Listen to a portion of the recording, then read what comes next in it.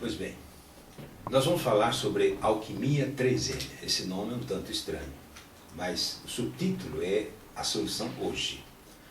O que nós queremos aqui na NPC abordar hoje é que alquimia foi uma palavra ao longo da história, especificamente no mundo moderno, hoje.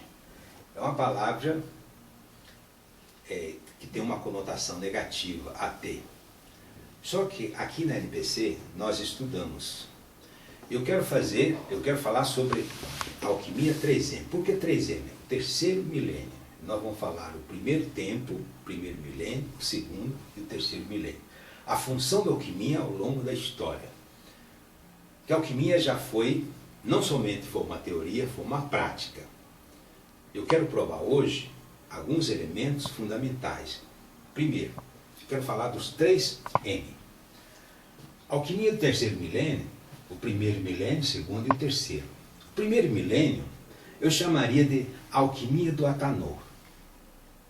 O Atanor é uma palavra hebraica, aramaica, tanur, que significa, segundo Jung, e você pode procurar isso no dicionário aramaico, hebraico, significa é um forno alquímico.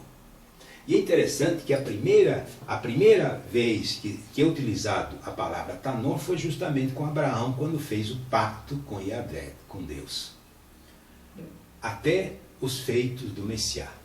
Ou seja, a alquimia primeiro, primeiro M, o primeiro milênio, seria alquimia desde o Atanor, desde o pacto de Abraão até os tempos do Messiá. A alquimia da gnose seria o segundo M, que começaria dos alquimistas de Alexandria até a Idade Moderna.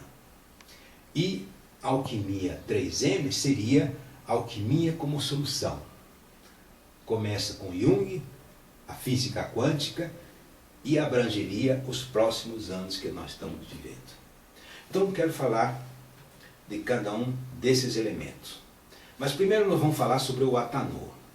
O Atanor, se você procurar no dicionário ou em qualquer lugar, você vai encontrar que Atanor, alguns dizem que a origem é árabe, é Atanur.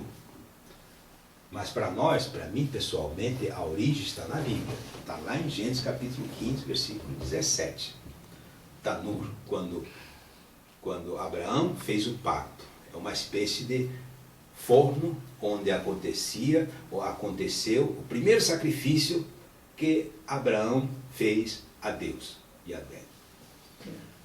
Segundo os dicionários, Atanor seria o símbolo do cadim de transmutações físicas, morais e místicas. Para os alquimistas, o Atanor, onde se opera a transmutação, é uma matriz em forma de ovo, assim como o mundo é. Ele mesmo, um gigantesco ovo, um ovo órfico, que se encontra na base de todas as iniciações, tanto no Egito como na Grécia. E do mesmo modo que o Espírito do Senhor, o Ruach Elohim, flutua sobre as águas, assim também nas águas do Atanor deve flutuar o Espírito do mundo, o Espírito da vida, para apoderar-se do qual o alquimista deve ser bastante hábil. O forno de fusão, o Atanor, é o instrumento mais característico de um laboratório alquímico.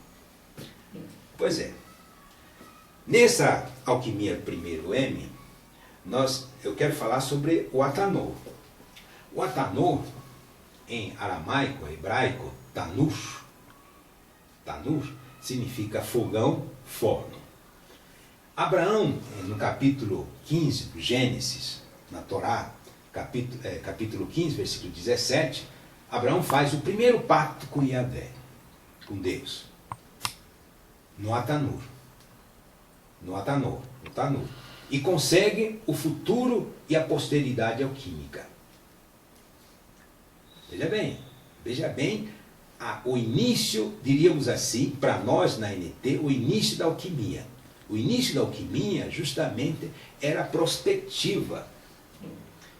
O início da alquimia tratava-se em mudança de futuro, mudança de evento. O que Deus prometeu a Abraão é que mudaria a posteridade dele, a posteridade alquímica. Eu diria isso, a alquimia como criação, mudança do futuro. E justamente Jung usa como base da sua nova alquimia, conforme os escritos que nós encontramos.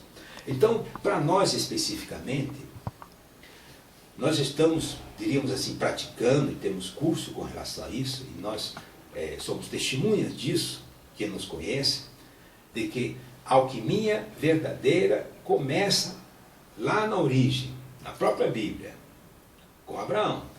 E ao longo do tempo, até hoje, ele apenas se torna mais completo, porque está embasado não somente com os conhecimentos gnósticos, filosóficos, espirituais, psicanalíticos, como também da própria física quântica.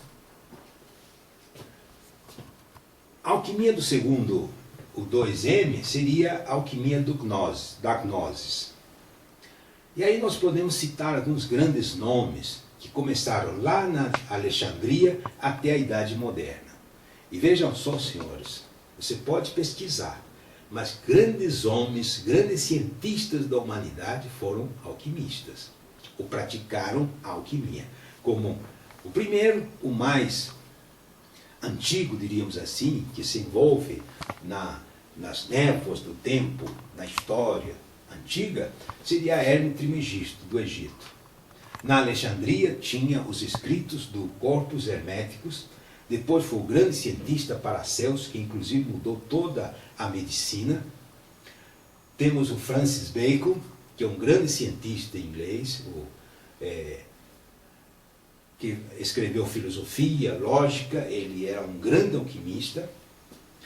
Santo Tomás de Aquino, também, ele era alquimista, tem escritos sobre a alquimia. Fulcanelli, Nostradamus era um alquimista. Existem provas, existem escritos sobre isso. Isaac Newton, um dos maiores cientistas da humanidade, também era alquimista. E, por último, Albert Einstein, também era alquimista. Ou seja, grandes nomes da história foram alquimistas. Acreditaram na alquimia, praticaram a alquimia e produziram grandes obras. Isso comprova a nossa postura de que a alquimia realmente é uma solução. Qual teria sido a solução que Albert Einstein deu à humanidade? Grandes conhecimentos. Isaac Newton, Nostradamus, Fulcanelli, Tomás de Aquino, Bacon, Paracelso e outros grandes mestres. Essa é a nossa postura dentro da alquimia. E a alquimia do terceiro M, nós colocamos a alquimia do terceiro milênio como alquimia, como a solução. Nós colocamos como que vai de Jung à física quântica e a física quântica aos próximos anos. A física quântica, senhores, como com a fisão e a fusão dos átomos, provou a antiga fórmula da alquimia. A alquimia tinha uma fórmula. E essa fórmula, por incrível que pareça, ela é bíblica. E essa fórmula diz assim: de tudo nada e de nada tudo. Ou seja, do nada pode ser feito tudo. E tudo pode se tornar ao nada. Essa fórmula, senhores, é a fórmula da alquimia. Esta frase dita no aramaico, no hebraico, ele tem a função do mantra. E gera uma energia muito forte, até pelo significado profundo que contém nesta frase que está aqui.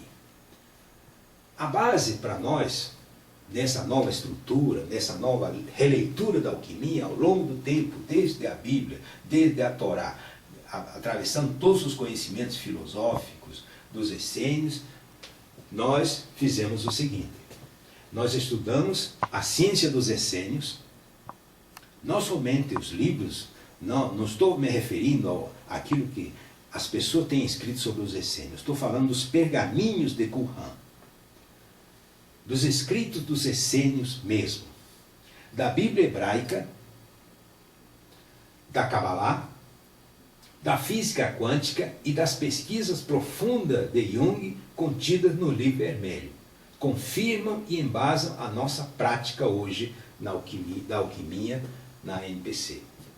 Então, essa estrutura da alquimia 3M, hoje nós falamos e nós podemos oferecer trabalhos, conhecimentos, estudos para aquelas pessoas que queiram. Entre em contato conosco através desse site. Se você quiser mais conhecimento, mais informações sobre isso que nós estamos falando, sobre a alquimia 3M.